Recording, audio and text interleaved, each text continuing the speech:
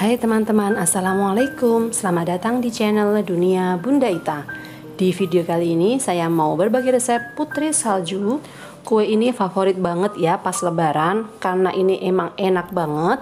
Selain manis, kue ini juga ada rasa gurih dan crunchy dari kacang mede. Yuk langsung kita buat sama-sama. Pertama kita siapkan kacang medenya dulu. Ada 200 gram kacang mede. Ini saya bagi dua ya, jadi masing-masing 100 gram. Kacang mede ini sudah dicincang kasar seperti ini dan sudah di oven dengan suhu 150 derajat selama kurang lebih 10 menit. 100 gram akan saya biarkan cincang kasar seperti ini supaya nanti ada tekstur kacang mede di setiap putri saljunya. Sedangkan yang 100 gram lagi akan saya haluskan dengan menggunakan blender hingga benar-benar halus. Kacang mede ini kita sisihkan terlebih dahulu, kemudian kita siapkan bahan-bahan keringnya. 250 gram tepung terigu, boleh memakai tepung terigu serbaguna atau protein rendah. Ini kita sangrai terlebih dahulu ya. Tujuannya adalah untuk menghasilkan kue yang ringan, renyah, dan lumer di mulut. Tapi jika teman-teman tidak ingin menyangrainya dahulu, tidak apa-apa ya. Cuma nanti ada perbedaan di tekstur dari kuenya. Tepung terigu ini kita ayak terlebih dahulu supaya tidak ada yang menggerindil dan mudah untuk mencampur dengan bahan-bahan yang lain. Tambahkan 2 sendok makan susu bubuk. Kemudian kita masukkan juga kacang mede yang butiran dan juga kacang mede yang tadi sudah kita haluskan. Semua bahan ini kita campur rata. Kemudian kita sisihkan terlebih dahulu. Siapkan 100 gram butter. Butter ini saya simpan di kulkas, kemudian saya potong-potong. Dan ini 150 gram margarin, ini juga dimasukkan ke kulkas terlebih dahulu. Tambahkan 50 gram gula halus. Kemudian ini kita aduk hingga tercampur rata. Teman-teman boleh juga menggunakan mixer ya, tapi hanya sebentar saja. Jangan sampai adonannya terlalu lembek. Seperti ini saja sudah cukup. Kemudian masukkan campuran tepung dan bahan-bahan yang lain yang tadi sudah kita siapkan.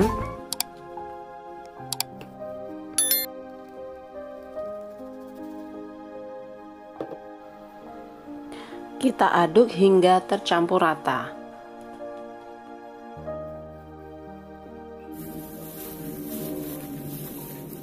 Setelah adonannya tercampur rata seperti ini sudah siap untuk dicetak ya. Jika dirasa adonannya terlalu lembek, ini bisa disimpan di kulkas dulu minimal 30 menit supaya nanti lebih mudah untuk membentuknya.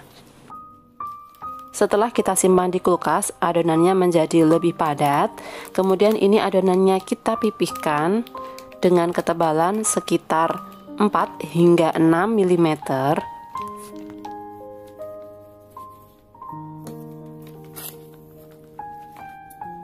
Kita cetak dengan menggunakan cookies cutter. Saya menggunakan motif bulan. Dengan bantuan penggaris atau spatula, kita bisa ambil adonan yang sudah dicetak. Kita letakkan di loyang yang sudah dialasi dengan kertas roti atau dioles dengan margarin tipis-tipis.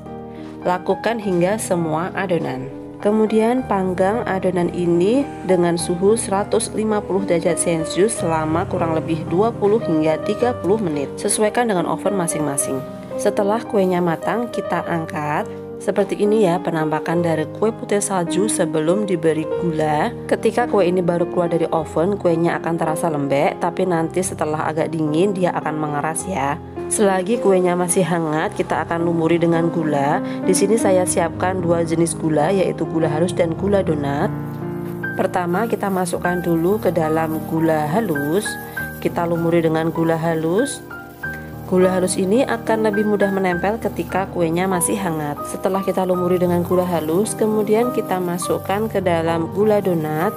Kembali kita lumuri dan kita sisihkan. Setelah kuenya dingin, kita bisa menatanya ke dalam toples. Kita alasi dengan gula donat terlebih dahulu, kemudian kita tata kuenya di atasnya. Setiap kita tumpuk kuenya, kita taburi dengan gula donat seperti ini ya. Tata kue hingga toples penuh. Dari resep ini saya bisa menghasilkan 1 toples ukuran setengah kilogram dan juga 1 toples ukuran 300 gram. Ini dia kue putri salju kita sudah jadi. Saya coba deskripsikan rasanya ya. Kue ini enak banget, lumer di mulut, dan ada crunchy dari kacang medenya. Untuk rasa dan tekstur yang maksimal, gunakan butter dengan kualitas yang bagus ya.